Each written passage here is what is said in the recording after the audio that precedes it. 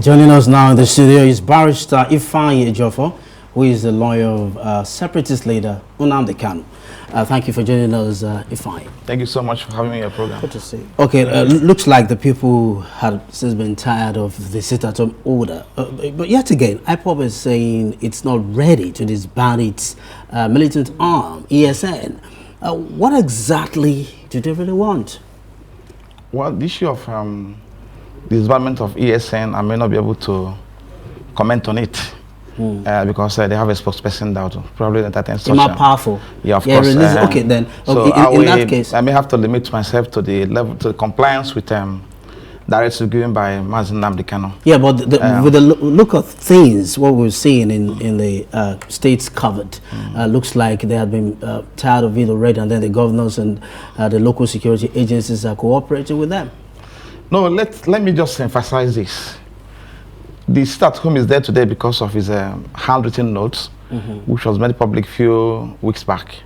Before now, people has been deceived by misinformation, deliberate falsehood being pushed around by someone who sits in comfort of his children from Finland to be deceiving our people. Of course, Nnamdi can never sanction sit-at-home from inception. And that position was made known to the world by the Global Peaceful Movement, which IPOB represents it. So, but because of the criminal elements, active criminal elements in Southeast, which did not receive enough attention by security agents. So, IPOB has severally denounced those people who have no affiliation whatsoever with Nnamdi Kanu, and they're not working with him, they're not working for him, they're not actually pushing for his release. They're there executing their own criminal agenda. So, but with this handwritten note, which was made public few weeks back, people became convinced that now it has come to the end of this rascality and criminality. So that will tell you, that simply means that if Nnamdi Kanu will issue a handwritten note ordering total cancellation of sit-at-home in the entire Southeast from solidly confirming where he's been detained at the DSS consultation, that means if he has been released in line with the judgment of the Court of Appeal, there will be total peace in the Southeast. And of course, you're aware that flyers are being distributed across the Southeast today, and people are being encouraged to come out and also go about their normal businesses, which is happening from what I've just seen now. So the sit-at-home is dead and buried in the entire Southeast. I mean, that's you quoting Nnamdi Kanu, who actually made that statement a few days ago, that the sit-at-home in the Southeast is dead and buried. Now that there seems to be progress being made in that direction, what is the next line of action now to get Nnamdi Kanu released? I mean, you just mentioned that look, what confidence really are you giving the federal government that if Nnamdi Kanu is released, that peace indeed will return to the Southeast? Okay, let me just kind of make a clarification from scenario playing out now. Nnamdi Kanu issued an order from DSS dungeon where he's being detained, and that order is being obeyed in the entire Southeast today. That tells you simply that whosoever is frustrating, preventing his release, or who is refusing him to be released in line with the law of court, are those who are encouraging this rascality, criminality, and violence going on in the entire Southeast. Because our people likes him and they listen to him. So if he's out now today, that will bring the total peace to the entire Southeast. And we're not asking for much. What we're asking the federal government to do is just simply to obey the order of the Court of Appeal. That's all. That's all, because it has been discharged by the judgment of the Court of Appeal delivered on the 13th of October 2022. Then they appeal against that judgment, which is now coming up for hearing on September 14th. So today there is no order of court legitimizing his continued detention in the custody of the SDSS. So we're going back to court, Supreme Court on 14th of September.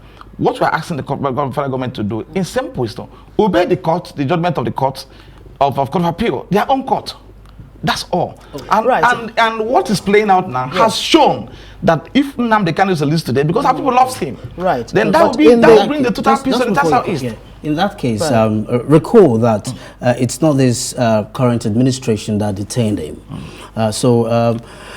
If you're saying the federal government should obey the court order, that's an order. But then, what briefing have you had with the current? It's continuing. I know that. Just hold on. I know that.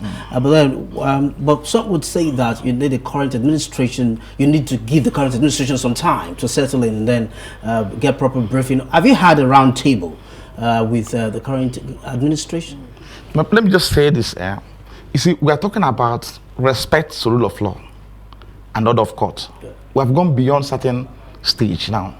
We are at the stage where the Court of Appeal, Court of Intermediate Jurisdiction, has made a pronouncement. It's not an order, it's a judgment of the Court of Appeal. So government must respect that order. Now, as it stands today, there is no charge today pending against him in any court in Nigeria. And that judgment said, do not charge him before any court. He cannot be charged before any court on any offense, any indictment whatsoever. Release him unconditionally. That's what the judgment of the Court of Appeal says. It's not my own judgment. It's the Court of Appeal that wrote it. And it's a unanimous judgment. So, are you telling me that you're going to set aside the judgment of the Court of Appeal and go into a roundtable discussion with the federal government? What are asking the government to do is to obey their own court order and court judgment. That's all. So, we're going beyond this because there's no charge against him today. Right.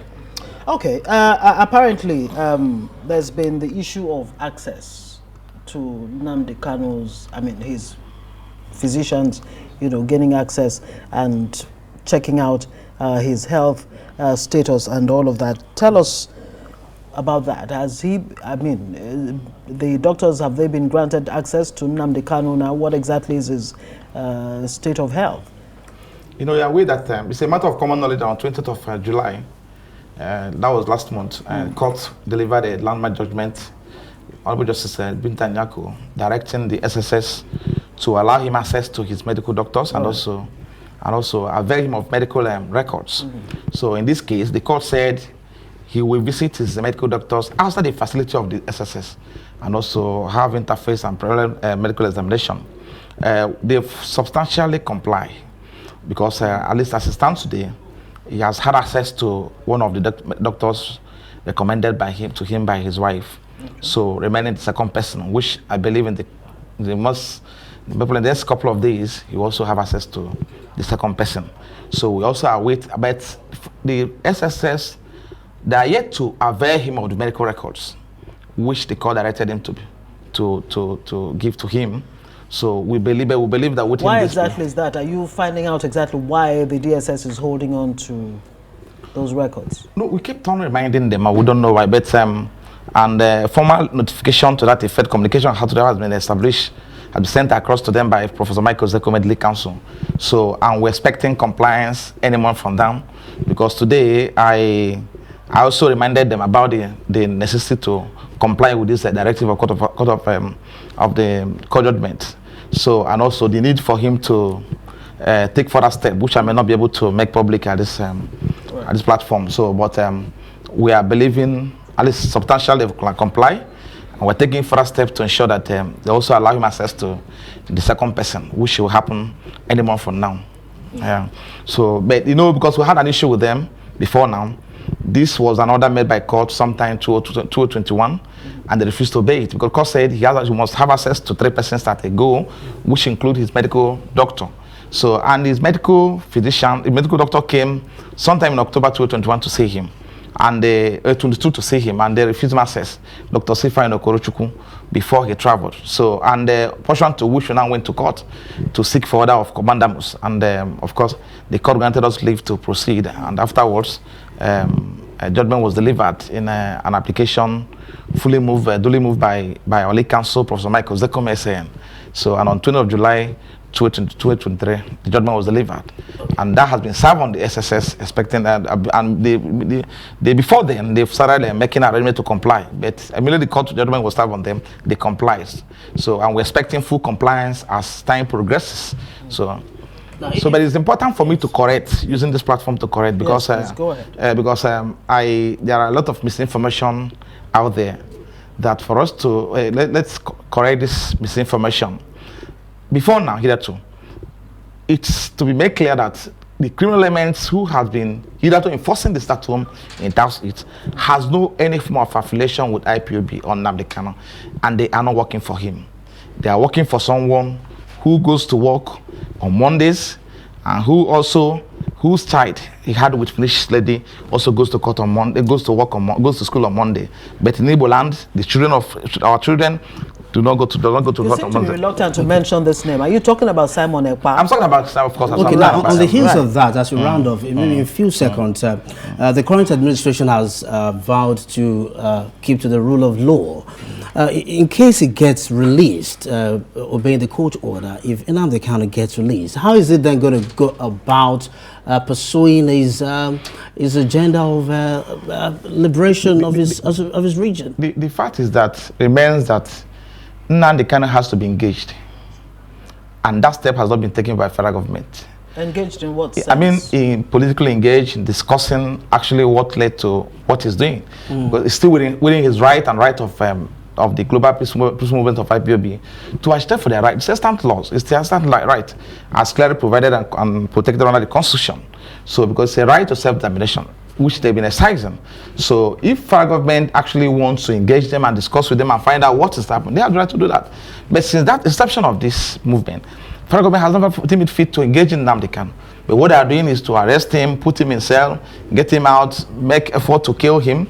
Of course, they are aware of what happened on September 14, 2017, when they invaded his premises on 14 September, and when he was preparing to come to court on 11th of October that same year, and over 28% was killed in an attempt to kill him. So is that how to go about it? Is there a chance that Nnamdi Kanu may be willing to, change from this, the desire to want a Biafra, the desire for a Biafra nation? Is he willing to the Biafran, step down on that? The Biafran project is a divine project, and a project being operated within the ambits of law, and it's a non-violent project. So I don't think anybody will kill that idea whatsoever. But the modalities and other things can be ironed out and discussed with federal government. Right. So it's an idea that has come to stay. Ifeanyi Ejiofor is counsel to Nnamdi Kanu. Thank you so much for joining us on Newsnight tonight.